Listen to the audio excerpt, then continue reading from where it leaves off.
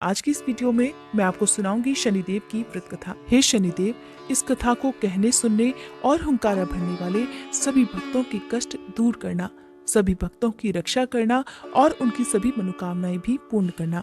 आइए सुनते हैं शनिवार व्रत कथा। पौराणिक कथा के अनुसार एक बार स्वर्गलोक में सबसे बड़ा कौन, इस प्रश्न पर सभी 9 ग्रहों में वाद विवाद हो गया। सभी ग्रह एक दूसरे से कहने लगे कि मैं सबसे बड़ा, और इस पर विवाद इतना बढ़ गया कि परस्पर भयंकर युद्ध की स्थिति जैसी बन गई। कोई हल ना निकलता देखकर सभी 9 ग्रहों के देवता देवराज इंद्र के पास जा पहुंचे और कहने लगे, हे देवराज, अब तो आपको ही निर्णय करना होगा कि हम में से सबसे बड़ा कौन है। देवताओं का प्रश्न सुनकर देवराज इंद्र भी उलझन में पड़ गए। तब देवराज इंद्र कहने लगे, हे नवग्रहों, आपके प्रश्न ने तो मुझे भी उलझन में डाल दिया है। मैं इस प्रश्न का उत्तर देने में असमर्थ हूँ। हम सभी पृथ्वी लोक में उज्जैनी नगरी में राजा विक्रमादित्य के पास चलते हैं। इस प्रकार देवराज सहित सभी 9 ग्रहों के देवता उज्जैनी नगरी में जा पहुंचे। महल में पहुंचकर जब देवताओं ने उनसे अपना प्रश्न पूछा, तब राजा विक्रमादित्य भी कुछ देर के लिए परेशान हो उठे, क्योंकि सभी देवतागण अपनी अपनी शक्तियों के कारण महान थे। सभी नवग्रहों में से किसी भी एक को छोटा या बड़ा कह देने से उनके क्रोध का शिकार होना पड़ सकता था। अचानक राजा विक्रमादित्य को एक उपाय सूझा, क्योंकि राजा विक्रमादित्य को न्याय के लिए जाना जाता था। इसलिए उन्होंने न्याय करने के लिए विभिन्न धातुओं अर्थात स्वर्ण, रजत, कांसा, ताम्र, शीशा, रांगा, जस्ता, अभ्रक और लोहे के 9 आसन बनवाए। धातुओं के गुणों के अनुसार सभी आसनों को एक दूसरे के पीछे रखवाकर उन्होंने सभी देवतागणों को अपने अपने सिंहासन पर बैठने के लिए कहा। देवताओं के बैठने के बाद राजा विक्रमादित्य ने कहा, आपका निर्णय तो स्वयं हो गया। जो सबसे पहले सिंहासन पर विराजमान है वही सबसे बड़ा है। राजा विक्रमादित्य के निर्णय को सुनकर शनि देवता ने सबसे पीछे आसन पर बैठने के कारण अपने आप को छोटा जानकर क्रोधित होकर कहा, हे राजा विक्रमादित्य, तुमने मुझे सबसे पीछे बैठाकर मेरा अपमान किया है। तुम मेरी शक्तियों से परिचित नहीं हो। मैं तुम्हारा सर्वनाश कर दूंगा।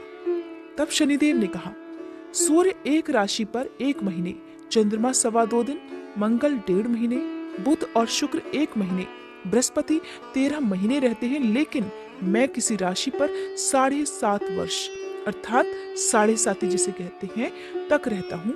बड़े बड़े देवताओं को मैंने अपने प्रकोप से पीड़ित किया है। यहाँ तक कि श्री राम को भी 7.5 के कारण ही वन में जाकर रहना पड़ा था। रावण को 7.5 के कारण ही युद्ध में मृत्यु का शिकार बनना पड़ा। हे राजा, अब तू भी मेरे प्रकोप से नहीं बच सकेगा। इसके बाद अन्य ग्रहों के देवता तो बड़ी प्रसन्नता के साथ वहां से चले गए, परंतु शनिदेव बड़े क्रोध के साथ वहां से विदा हुए। राजा विक्रमादित्य पहले की तरह ही न्याय करते रहे। उनके राज्य में सभी स्त्री पुरुष बड़े आनंद से अपना जीवन यापन कर रहे थे। इस प्रकार कुछ दिन ऐसे ही सुकून से बीत गए, लेकिन उधर शनि देवता अभी तक अपने अपमान को नहीं भूल पाए थे। राजा विक्रमादित्य से बदला लेने के लिए एक दिन शनिदेव ने घोड़े के व्यापारी का रूप धारण किया और बहुत से घोड़ों के साथ उज्जैनी नगरी में जा पहुंचे। राजा विक्रमादित्य ने अपने राज्य में किसी घोड़े के व्यापारी के आने का समाचार सुना, तो उन्होंने भी अपने अश्वपाल को कुछ घोड़े खरीदने के लिए भेज दिया, क्योंकि राजा को घोड़े पालने का भी शौक था। अब घोड़े तो बहुत कीमती थे। अश्वपाल ने जब वापस लौटकर इस बारे में राजा विक्रमादित्य को बताया, तो राजा ने स्वयं आकर एक सुंदर और शक्तिशाली घोड़े को पसंद कर लिया। घोड़े की चाल देखने के लिए राजा उस घोड़े पर सवार हुए, तो वो घोड़ा तो बिजली की गति से दौड़ पड़ा। तेजी से दौड़ता हुआ घोड़ा राजा को दूर एक जंगल में ले गया और फिर वहां राजा को गिराकर जंगल में कहीं गायब हो गया।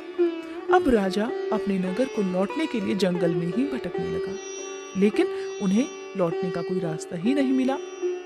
भटकते भटकते जंगल में इस प्रकार राजा को जोर से भूख प्यास लगने लगी।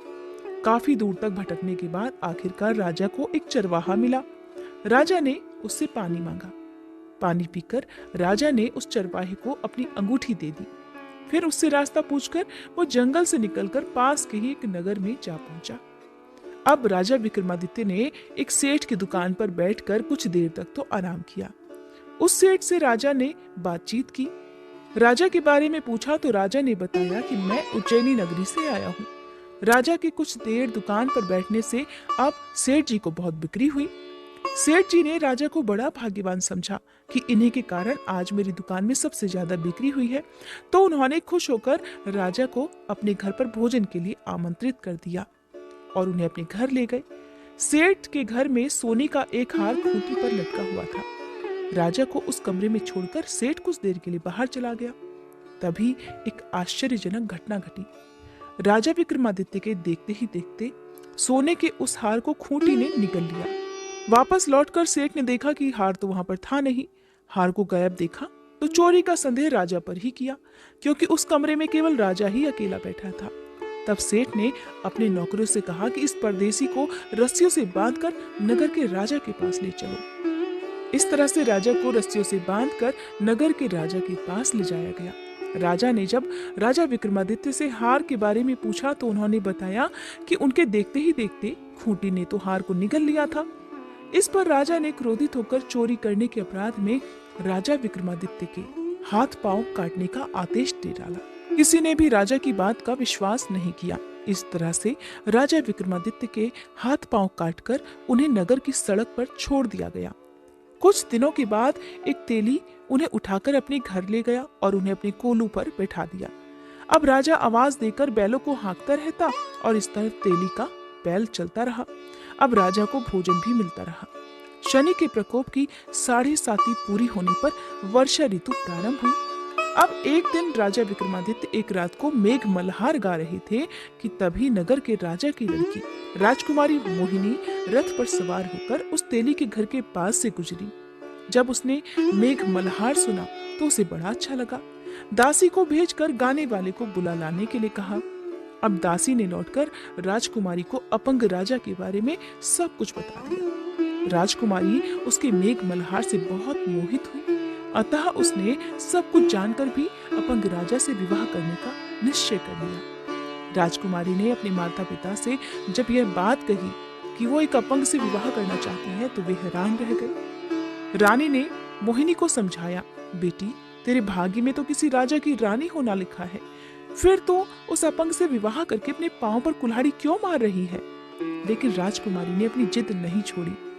अपनी जिद पूरी कराने के लिए उसने भोजन करना छोड़ दिया और अपने प्राण त्याग देने का निश्चय कर लिया। आखिरकार राजा और रानी को विवश होकर अपंग विक्रमादित्य से अपनी राजकुमारी का विवाह करना ही पड़ा।